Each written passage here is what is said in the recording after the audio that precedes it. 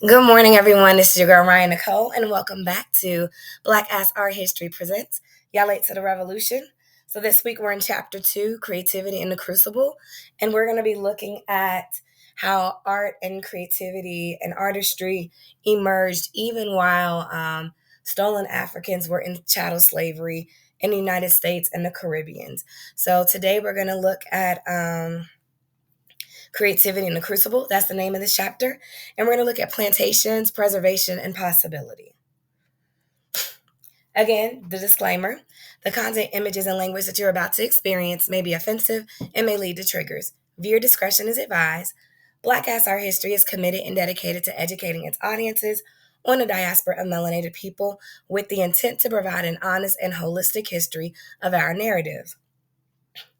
We are committed to ensuring our history and stories are not filtered through white supremacy indoctrination, dogma, and pseudo social science.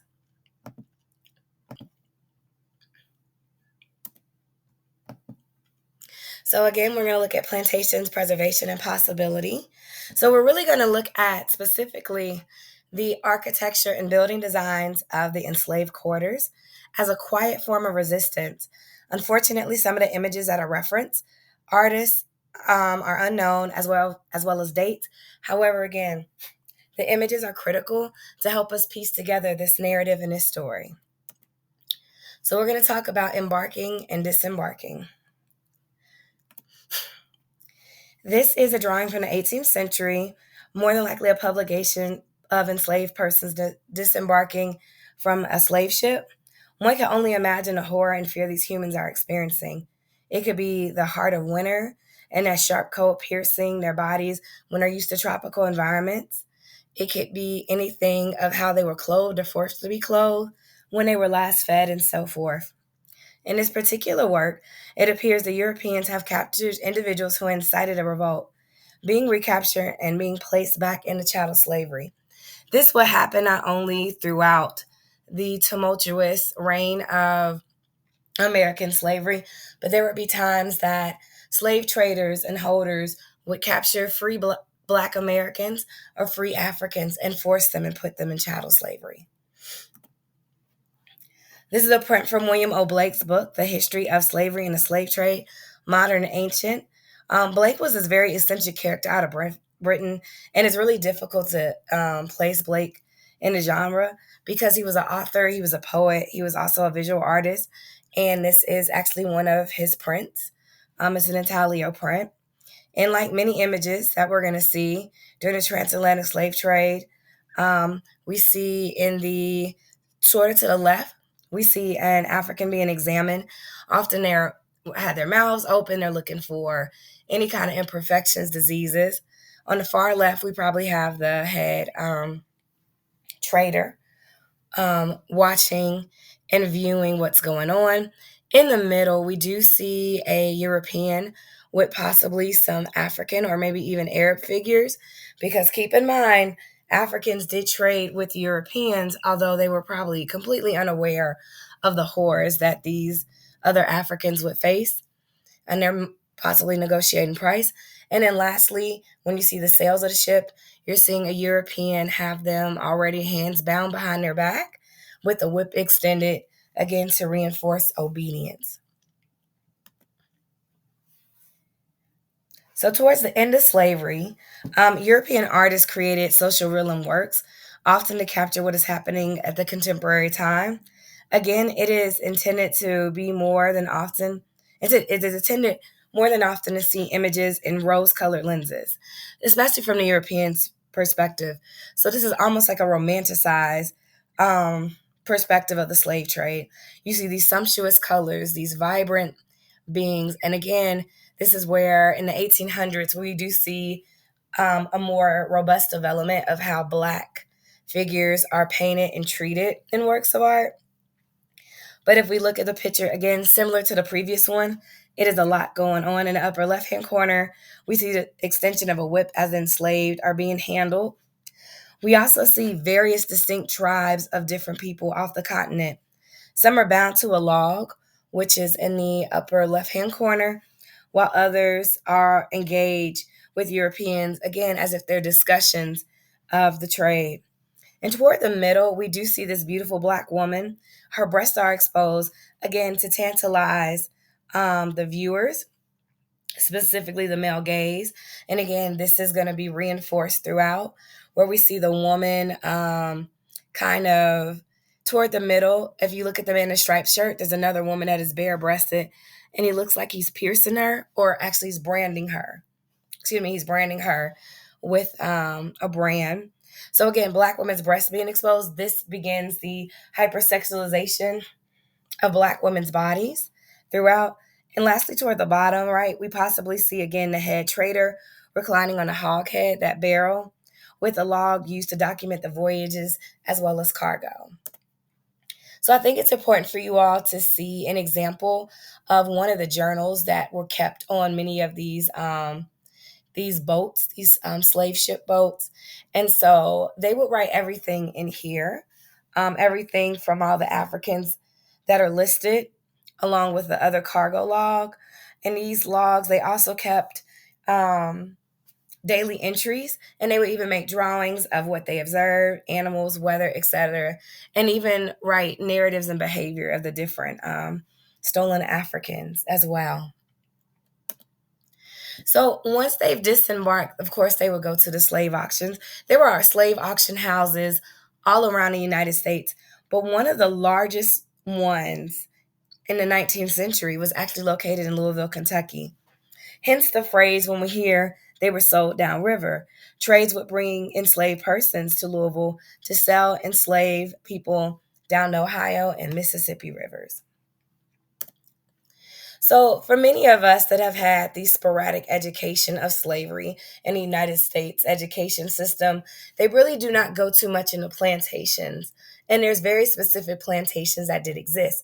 Most of us often imagine or seeing Black folks picking cotton, possibly sugarcane, coffee, some kind of crop cultivation immediately. However, there were plantations called season plantations, and these were like probably one of the most horrible, horrific things as well. So not all enslaved persons went straight to the planter's plantation.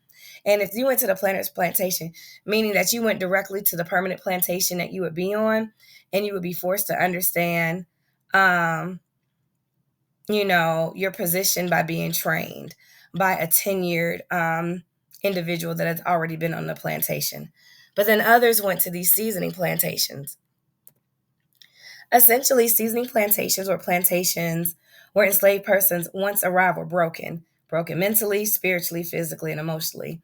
In the slaveholders and traders' mind, it would help to quote unquote adjust the Africans to and to the climate, diet, ecology, and geography, basically forcing them into submission and breaking them.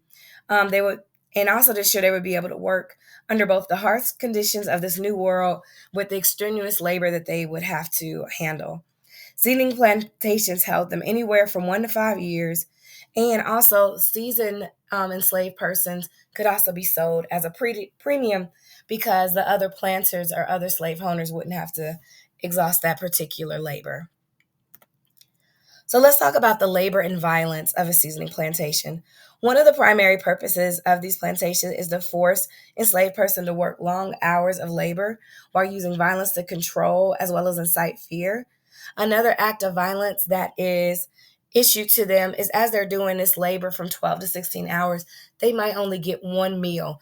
So it's literally training their bodies and seeing who is able to continue to do this labor with minimum care or food as possible. So the sexual exploits and breeding. I think what is often missed in the stories of the narratives of the transatlantic slave trade is that both men and women, both Black men and women, were highly sexually violated in various ways. Both masters and mistress of the house abused both Black men and women for both power and pleasure. There is a great book called Rethinking Rufus, which goes into detail the sexual exploits that Black men received during slavery. Not just the sodomy from the master or being mutilated or being castrated, but also the women doing the same thing, teasing them and taunting them. Of course, some of them also wanting sexual exploits with these black men. And then the other tragedy of this is that some seasoning plantations were created just for breeding. So in this case, black men were forced to put like burlap sacks over their head and mate with black women. These men were unaware if these women that they were having sex with were their sisters, their mothers, their grandmothers, their aunts, etc. So, again, just a reminder of the tragedy and travesties that Black people and Africans and Caribbeans and melanated folks went through just for this country to be quote unquote amazing as it is. So, we're going to look at enslaved quarters as a form of resistance. So during the earliest years of the transatlantic slave trade, we're going to say roughly 1600 to 1750, many of the plantations did not have like a cohesive organized structure. So as far as uniformity in architecture and layout and plan and landscape, there wasn't really any structure. So most of the structures of the enslaved quarters resemble the architecture and plans typical of West African and Central Africa cities and communities. So the Africans and enslaved persons built their own structures. So again, they have some semblance of home in a certain way. And this is an example of the rows. That's a key thing. So you see these row houses on the sugar plantation in Martinique. So the structure of 17th and 18th century enslaved quarters were constructed and built again by enslaved persons. Long ones, some were long that had two rooms or rectangular or square structure. They would also have an addition structure similar to like a pergola to shade while they're preparing meals or doing any outside activities. Hearths and fireplaces structures were actually outside and again communal. So this is a reconstruction of a slave house on the Caribou plantation, and this is an image that we see evolve often throughout the enslaved quarters on plantations. This is a traditional Kaye house. It's common in Haitian cities, and it combines African, again, West African, specifically Yoruba, and Native Caribbean traditions. Um, Even on the seasoning camps, enslaved Africans still brought traditions of West African and Caribbean cultures. So, yes, they are resisting by making sure that they have some sort of communal space that looks familiar to them. So this is an image possibly of an enslaved person's quarters. And again, this is made out of durable materials, which is typical in these structures. Although most of the plantations during the 16th to 17th plantation um, were not as organized as the 18th century. In 19th century plantations, the enslaved people did have their own organization and structure. Many enslaved owners would chuckle because they would use biodegradable materials like wood and animal hide and plants, while the plantation homes or mansions or the main house would have like glass and brick and more durable materials. But these Europeans were also unaware that this was their practice of making home out of hell. So around the late 1700s, early 1800s, we began to see a shift from the familiar biodegradable structure of enslaved quarters to the styles of architecture developed in the newly formed United States. So we're going to have local architecture, which is often referred to as vernacular architecture. And specifically, we're going to see the blending of biodegradable materials and architecture structures with the American and European design as well. So this storehouse will look similar to the West African Savannah region. So this storehouse was actually built by Marie Therese. She was an enslaved person who actually built her own plantation. Her parents were born in Africa, and she was actually gifted this land by her lover, a Frenchman named Claude Thomas Pierre Medior. And of course, they used local materials like the palmetto and cypress from the yucca, because this was on the yucca plantation, as well as bricks. What's even more interesting in that is that there would be a free black man that actually marries into the meteor. I keep saying it wrong. Metier, excuse me. Um, family, and he actually builds and designs builds and design the main house of the Meteor Mansion, which we're going to look at tomorrow. So what we're going to see as well is how enslaved and newly freed blacks will also add to the architecture of the United States. This I just wanted to show. This is a National Geographic infographic of enslaved quarters. So it provides kind of like an overall variation to the evolution of the quarter houses. Some of them had 2 stories, some of them 1 story, some were single cabin, some were brick, some had hearths and not. Um, and then if you look, I would estimate around the 18th century, the 19th century, most of the slave quarters were situated close to fields or areas where they experienced the brutal forced labor. Also, if you look at that outline plan, you do see the overseer's house is smack dab in the middle, to be able to view the slave quarters as well. And then further over on the other side of the plantation, you'll have the main house, a second house. So it's really separate and segregated intentionally. So these are just some examples of some slave quarters throughout the United States. Many of them no longer exist or are extremely dilapidated, so these are oftentimes reconstructions. Additionally, many of the former plantations that still exist function as historical sites. These homes are elevated off the ground and do include a chimney, like a hearth or fireplace, inside. Some of these quarters even have double room. And continue with the structures as well. We also have the variation in those structures too. If you look at the Massachusetts constructed one, we are also looking at specifically um, that it's brick and vinyl. Again, these could also be reconstructions, but also if you take a look on the right to the slave quarters in Jacksonville, it looks like it's not as confined. So it looks like it's more biodegradable material as well. And so, again, geography and weather also impact the structure of these homes.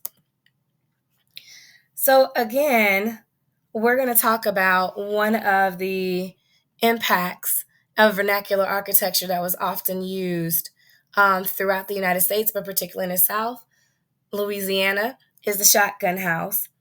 Um, Although this is normally in the South, we can see the emergence of these. One historian named Samuel Wilson Jr. advised they were called shotgun houses simply because you could shoot a shotgun through the front door and out the back. Um, However, folklorists believe it derives from the Dahomey Fon word togan, which simply just translates a meeting place. So let's revisit this Kaye house again to show how the evolution of traditions from Africa have made its way to the United States. The shotgun house will be found in Georgia, North Carolina, Oklahoma, Florida, Illinois, Chicago, all across the United States. However, post the United States Industrial Revolution, architecture and home development changed drastically.